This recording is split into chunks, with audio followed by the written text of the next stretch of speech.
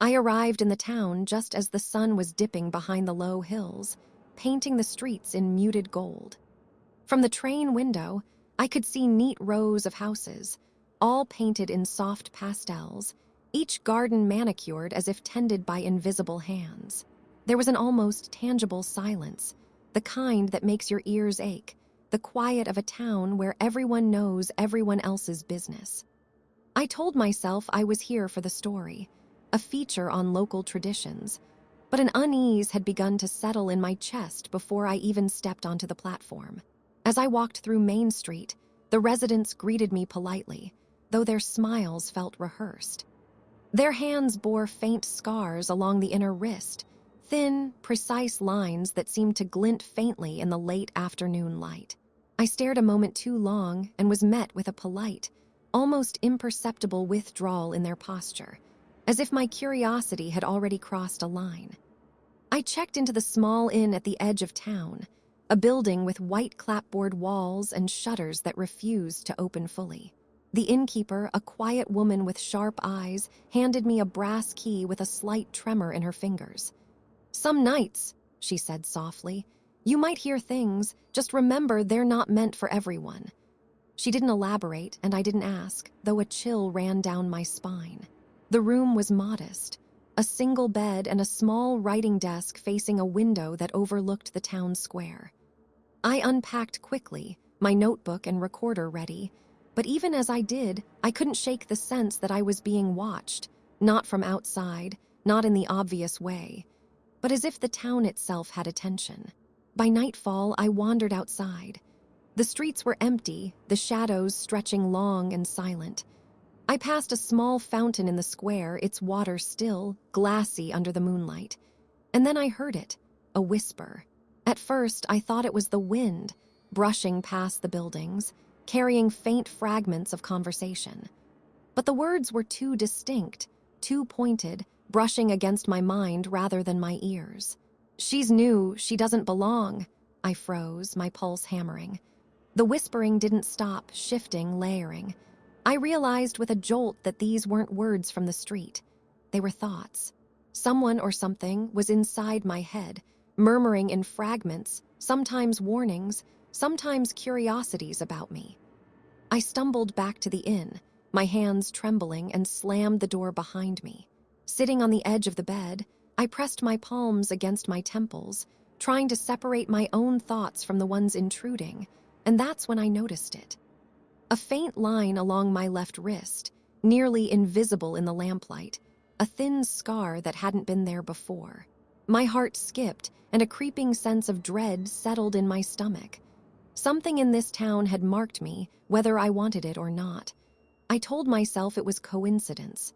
A scratch from the moving boxes, a trick of the light. Yet the whispering persisted, soft and insistent, like static against the walls of my mind. I wrote in my notebook, trying to record the experience, the pen trembling in my grip. But even as I wrote, I couldn't be sure which thoughts were mine and which weren't. Outside, the streets remained empty, and the silence pressed in heavier than before, heavier than any quiet I had known. I tried to sleep, but even under the blankets, I could feel eyes, no, attention, watching me from every corner of the town, as though the buildings themselves were aware. And I understood with a sinking certainty that I was no longer just visiting this place. Somehow I had become a part of it. The next morning, I woke to an eerie calm, the kind that makes your own heartbeat sound loud in your ears. I walked through the town again, notebook in hand, trying to appear casual, though every glance I cast felt like it was being measured. The residents moved with deliberate care, their eyes sharp, almost piercing. And still, those faint scars glimmered at the edges of their wrists, faint traces that drew my attention like magnets. I stopped at a small cafe, one of those places where the coffee smells too perfect, and the pastries look like they were arranged with obsessive care. A woman behind the counter smiled at me, but the smile didn't reach her eyes. I sipped my coffee cautiously, trying to write notes without being obvious. Then, as I flipped through my pages, I heard it again, the whispers. Not words spoken aloud, but thoughts. random, fleeting fragments. Fear, suspicion, curiosity about me. I stiffened, pressing my notebook closer, pretending to write. It was impossible to tell where the thoughts ended and my own began. Every question I had about this town, every doubt, every attempt to rationalize it, someone or something seemed to anticipate them. I left the cafe quickly and wandered down a narrow side street, trying to escape the creeping sense of observation. A man emerged from a doorway, carrying a small bag of groceries. Our eyes met for just a moment, and I felt a shiver run down my spine. His scar was small but distinct, a faint line that gleamed in the morning light. I tried to speak, to ask him about it, but the words caught in my throat. He simply nodded once politely and walked past me, disappearing around a corner. By midday, my unease had grown to something heavier, a weight pressing against my chest.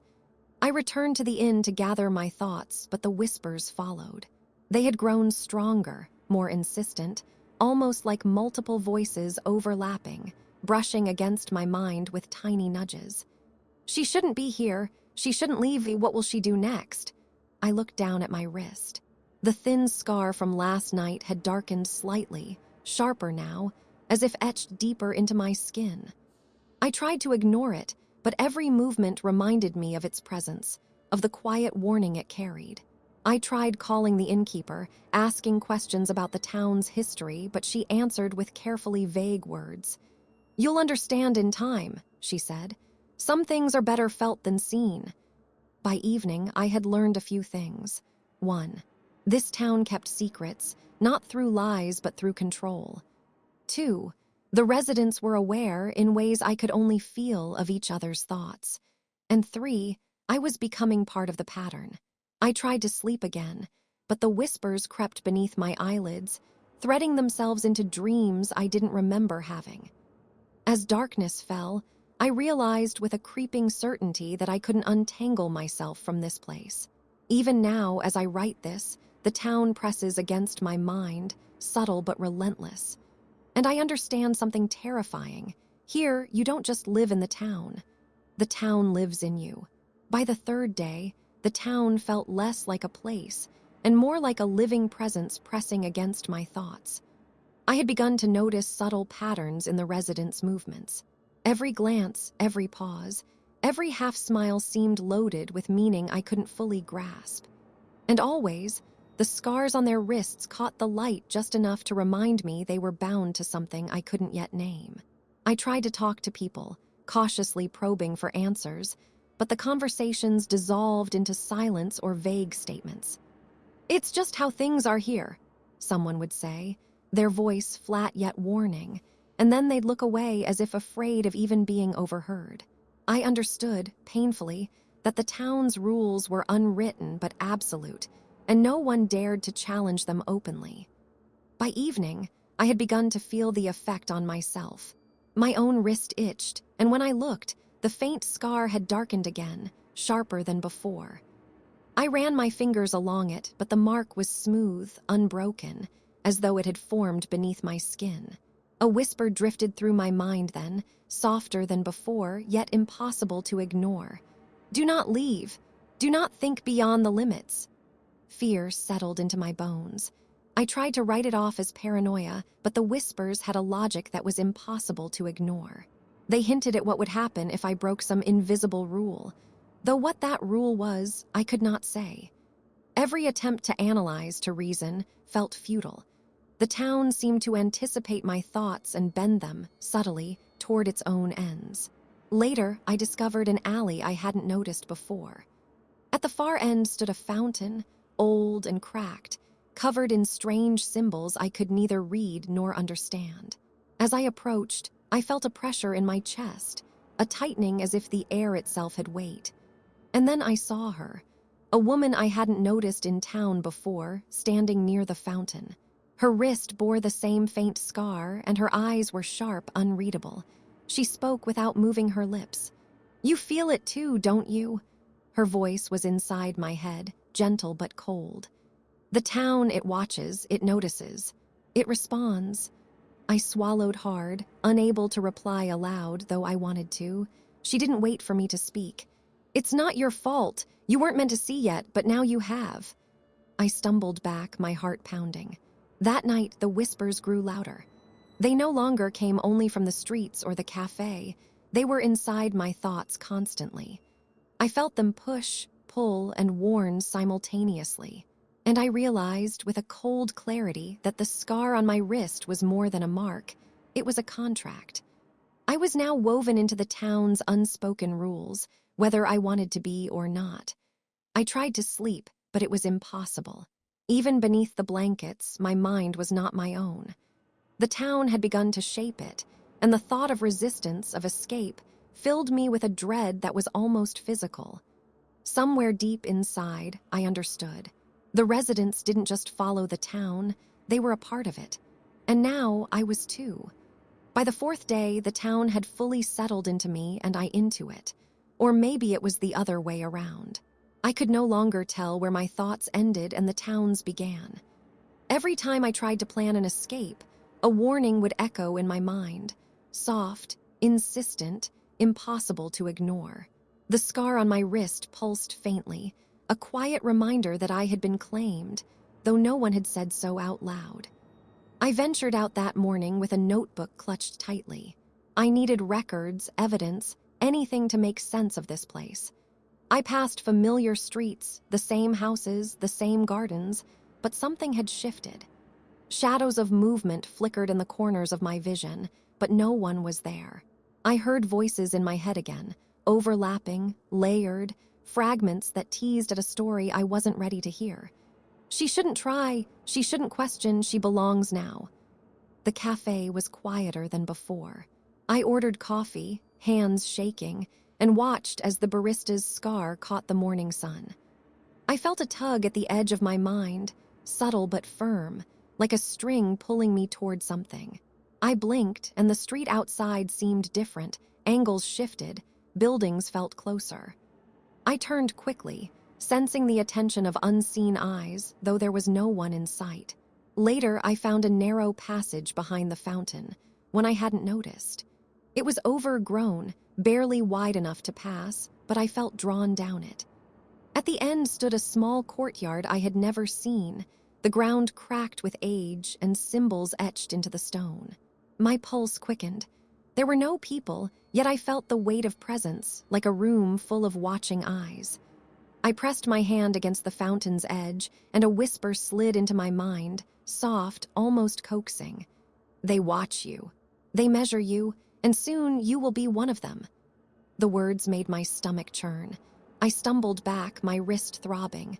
I looked down. The scar was deeper now, a thin, jagged line that hadn't been there before.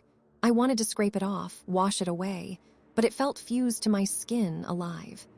That night, I tried to write in my notebook, but the whispers crowded in, jumbled and insistent. Thoughts I had never had, visions of things I could not name, pressed against me. Every attempt to reason, to separate myself, failed. The town seemed to twist my own memories, suggesting choices I hadn't made, doubts I hadn't felt, fears I hadn't known existed. I wandered to the edge of the square, drawn by some invisible current, and noticed something alarming. A woman I had spoken to briefly earlier this week was gone. Her table at the cafe stood empty, her chair pulled back as if she had vanished mid-motion. A subtle hush had fallen across the town, even the birds were silent. I felt the whisper again, closer, sharper. "You see now, they disappear, all of them eventually." Panic rose, but it was laced with an unsettling calm. I realized I was already part of the pattern. The scar on my wrist throbbed in rhythm with my heartbeat. The town had noticed my fear, measured it, and adjusted its hold accordingly. I tried to plan to find a loophole, but the weight of attention pressed down too firmly. I had stepped into the town's rhythm, and it would not let me go. By midnight, sleep was impossible. The whispers did not stop. They did not ask. They did not warn. They reminded me. The town knew always, and I was already bound. There would be no ignoring it. There would be no escape, not while I still thought, still hoped, still feared. By the fifth day, the town's presence had become almost unbearable. Every sound, every movement, every stray thought seemed to hum with meaning, as if the air itself were alive and attentive. I could no longer step outside without feeling the pressure of countless unseen eyes on me. The scar on my wrist had darkened into a line that pulsed with every beat of my heart, a silent warning I could neither ignore nor erase. I wandered the streets aimlessly, hoping movement would ease the tightening in my chest, but the whispers followed relentlessly. They were no longer just observations. They seemed to anticipate my next thought, nudging me toward fear, toward doubt, toward compliance. I felt my own decisions slipping from my grasp. Even the simplest choice, where to turn, what to write, whether to speak, was no longer entirely mine. I stopped at the fountain again, drawn as if by magnetism. The stone was cool under my fingers, but the symbols etched into its surface seemed to shift slightly when I wasn't looking directly. I pressed my palm against the edge, and the whispers coalesced into a single, insistent presence in my mind. A figure I could not see, yet could sense as real, solid, and aware of me. "You are learning," it said, calm and deliberate. "You have noticed. You have begun to understand." I wanted to recoil, to step back, but my body felt tethered as if invisible cords held me there. The scar burned, sharp and precise, responding to the unspoken instructions I could neither resist nor comprehend. I realized with a sinking horror that this figure, this presence, was the core of the town's attention, the silent force that measured, judged, and guided everything that happened here. The thoughts I heard from the residents earlier seemed pale in comparison. Now, I felt the town's awareness directly, like a pulse running through every street and alley, every home and garden. It was aware of me, of my fear, my questions, my defiance. And it had begun to act, not with violence, not in words, but by shaping my perceptions, subtly twisting reality around me until doubt and confusion were constant companions. I tried to retreat, but the streets themselves seemed to shift beneath my feet. Familiar corners now felt alien. Paths I had memorized no longer led where I expected. The whispers became layered, overlapping with fragments of memories that were not my own. I stumbled into the cafe, clutching my notebook, hoping for a face I could trust. Everyone looked at me, polite, calm, but their eyes betrayed nothing, and their scars gleamed faintly in the lamplight, a reminder that they, too, were bound. That night I returned to the inn, desperate for solitude. The whispers followed me into the room, insistent, probing. The scar on my wrist throbbed in time with the persistent presence at the fountain. Sleep was impossible, and yet, through the fear and confusion, I understood something undeniable. The town had recognized me, measured me, and placed me within its pattern. My thoughts, my intentions, my very self were no longer entirely my own. By the end of the night, I felt a cold clarity. There would be no simple escape. The figure at the fountain, the silent observer, was not violent, but it was absolute. I could feel its awareness in every corner of my mind, weighing, guiding, claiming. And as I lay awake, unable to close my eyes, I realized the truth that had been dawning since my arrival. The town would not release me, not fully, not ever. I was already part of it, irrevocably woven into its rhythms, its attention, its purpose. By the sixth day, I could no longer ignore the weight pressing against my mind. Every step outside, every breath, every fleeting thought seemed to echo back to me, twisted, altered, judged. The town had fully insinuated itself into my consciousness, a subtle, relentless presence that I could neither outrun nor escape. The scar on my wrist throbbed constantly, a quiet, insistent reminder that I was no longer merely an observer. I was part of its pattern. I decided I had to try, despite the terror. I would leave. I would go beyond the limits, past the edges of streets I had memorized, past the faces that watched me with calm, unreadable eyes. My notebook was clutched in one hand, my other hand pressed against the scar, willing myself to act despite the growing pressure in my skull. Every instinct screamed at me to stay, but I forced my legs forward, walking faster, trying to move without hesitation. The street seemed different. Familiar paths curved in impossible ways. Buildings shifted slightly, not enough to notice at first, but enough to make every turn a misstep. The whispers multiplied, layering over each other, fragments of thoughts I could not claim as my own, ideas and fears I had never known. "Turn back! Don't leave! Belong!" The words, though silent, reverberated through my mind, pulsing in time with the scar. I reached the fountain, my palms pressed against the cold stone, trying to steady myself. The presence I had felt there before loomed, vast, silent, implacable. It did not speak aloud, but I felt it in every fiber of my being. It measured my fear, my resolve, my will, and I understood with a jolt that it had anticipated this attempt. Every instinct I thought was my own was being guided, shaped, resisted by something beyond comprehension. I ran, ignoring the twisted, shifting streets, ignoring the whispers that tugged at my thoughts. I stumbled past the cafe, past the alleys, trying to reach the edge of town I remembered from the train. But the boundaries had changed. Every street looped back, every path closed, every corner led me deeper, not out. The town was alive, bending to contain me, to test me, to remind me that resistance was part of its pattern. By nightfall, I was exhausted, trembling, heart hammering in my chest. The whispers had become nearly constant, weaving themselves into my memories, my plans, my desires.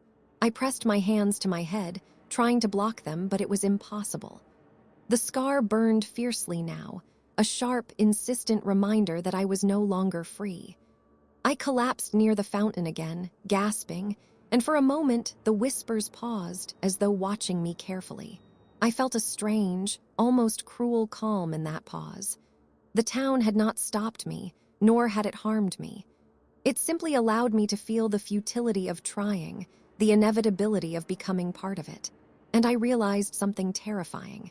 Even if I ran, even if I screamed, even if I tried to destroy myself, the town's awareness would follow. My thoughts, my fears, my will, all were already entangled with it. That night I could not sleep. I lay on the bed, staring at the ceiling, feeling the scar throb in time with the quiet pulse of the town. I understood, with a certainty that chilled me to the bone. I was bound, irrevocably. The town had recognized me, shaped me, claimed me, and no attempt to escape could undo what had been done. The seventh day arrived with no warning, no change in light or weather, only the same oppressive awareness pressing against me. The town had grown heavier, denser, a living weight wrapped around my mind. Every street, every building, every silent observer seemed to pulse with intent. The scar on my wrist had become a constant, throbbing reminder that I was no longer separate from this place. I was already woven into its pattern. I tried one last time to leave. My legs carried me past familiar corners, past the cafe, past alleys that seemed to stretch farther than they should. The whispers were louder, sharper now, twisting my thoughts with fragments of memories that weren't mine and fears I hadn't known I could feel. I stumbled, pressed my hands to my head, tried to fight, but the town guided me with invisible hands, turning my escape into a maze I could never solve. I reached the fountain one final time.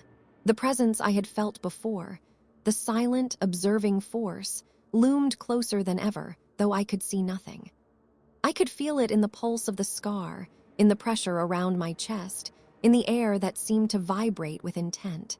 The whispers fell silent for a moment, almost patient, almost expectant. I realized I was standing at the threshold of something I could not name, a boundary I could never cross alone. In that silence, I understood the town's quiet truth. It had claimed me, as it claimed all who came, one way or another. My thoughts, my will, my very sense of self had been absorbed into its rhythm. I could resist, I could try, I could imagine escape, but the town's attention was inexorable, eternal, and absolute. I sank to my knees, the weight of inevitability pressing me down. Around me, the streets were empty, Yet I felt the gaze of every resident, every scarred wrist, every measured glance. They were part of the town, and now, so was I. I pressed my hand to the scar, feeling it throb in time with the unseen pulse that guided everything. My own thoughts were no longer my own. They belonged to the town, as mine had always belonged and would continue to belong.